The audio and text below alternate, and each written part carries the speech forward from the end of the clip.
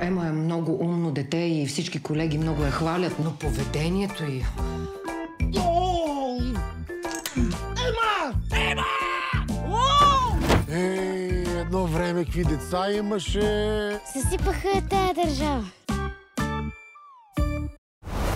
И въобще няма да играе, вие сте... гати! Странното семейство! Аз съм Колю Лудя. Ковшейката съм аз. Искаш аз съм червената шапчица? Да? Само глупости ви учат в това училище. Калуяне! Димитре! Калуяне!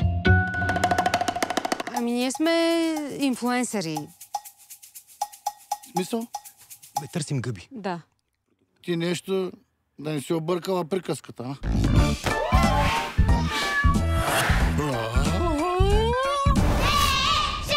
Ако не се справяш, ще си загубя работата. Бабо! Хвърлия, може да те ухапе! Да ухапе? Може, какво ще правим без баба ти? Цяла чаша с сопали. Отвратителен.